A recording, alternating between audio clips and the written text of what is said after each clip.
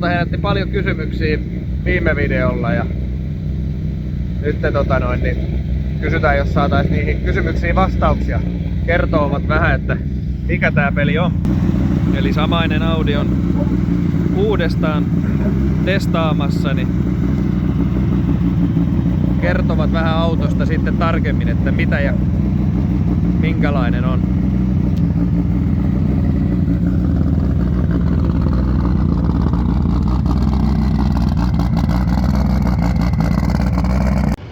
No niin, nyt täällä on auto pihassa ja porukkaa, ketkä siitä tietää jotain, niin käännetään kamera ja annetaan mestarin kertoa, että mitä mausteita sieltä löytyy. Mikä moottori, alusta?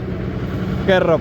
Moottori pohjautuu alakertaan Transporter dieseli V70 Volvo 50. Sitten on se AAN Audin perin vanhan liiton se 20-venttiilinen kansi päällä laitettu siihen ja sitten vähän vauhtiosia sisällä, että se on kasvusturvasuttukone. Sitten on niin se 01E pohjautuva Akio dieselin 6-vauhtinen laatisko, mihin on sitten sekventaalimuunnokset ja sisuskalut laitettu. Sitten on levylukko keskellä, nurkissa, rahtilukot kaikki. Pikemmin alusta, ne räätälöi tähän uudet osa silloin kun tehtiin. Siinä on, en osaa sanoa tarkkaan mitä oli joustoa silloin vanhana V-ryhmän aikana, mitä silloin, mutta tässä on, koska meillä oli joku 26 senttiä tällä hetkellä joustovana. Se on olmusta väärin, mutta se on huomattava määrä tällaiseen. Nyt se on niin alustaltaan, se on sen San Marino asfalttialustan jäljiltä, että se on vähän tavallaan nipussa, mutta joo. Nopeampaa ohjausta ja se onkin se, vaikka sanon heikko puoli tällä hetkellä, niin se vaatii vähän vielä kehityshommaa. Sitten on poiketen sen vanhan liiton autossa, tässä on terästurvakaaret, niitä J-mukaisen vahvan VRC-tukea. Joo. Sitä kautta painoakin on sitten enemmän kuin näissä vanhoissa, mutta turvallisuus ennen kaikkea tämmöisessä kuitenkin. Voimaa on kuitenkin tuppamäärä niihin nähden vanhoilla, mitä silloin oli. Joo. Huomattiin sama homma. Et käytännössä on se tilanne, että aina on liikaa jos haluaa. Kyllä. Mitäs täällä on sisällä sitten?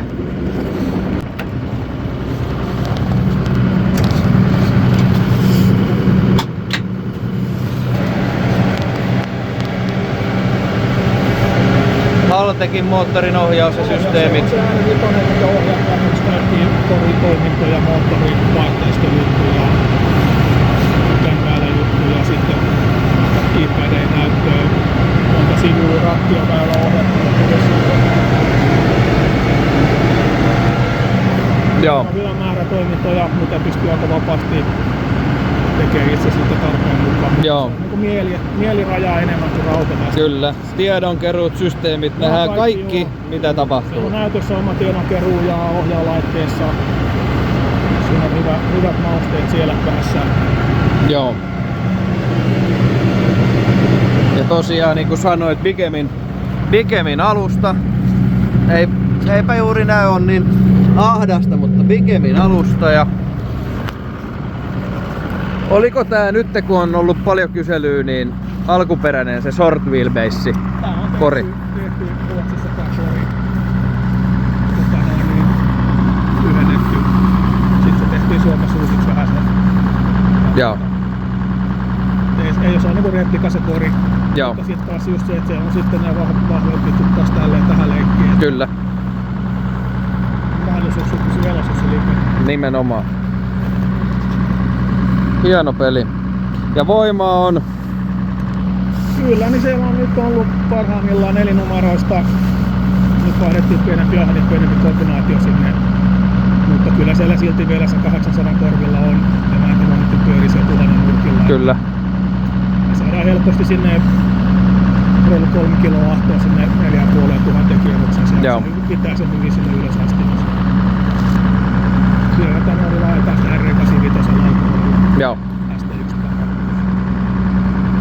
Kyllä, eiköhän siinä ollut nyt suurimmat ja voidaanhan me kurkkaa konehuoneeseen vielä, niin mikä sahdin siellä tosiaan oli? Nyt siellä on sellainen pieni Precisoni.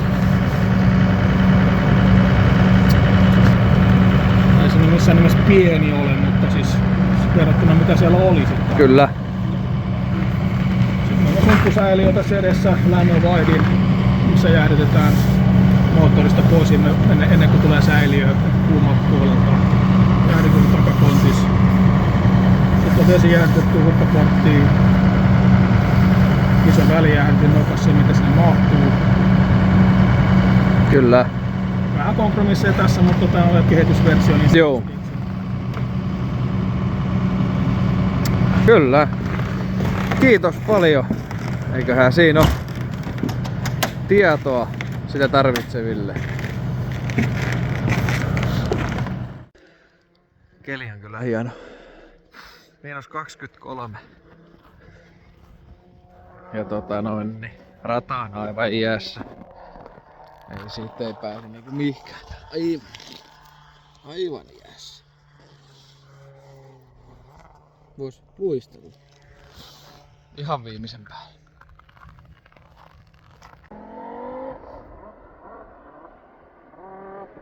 Hiukan nopeampi drone.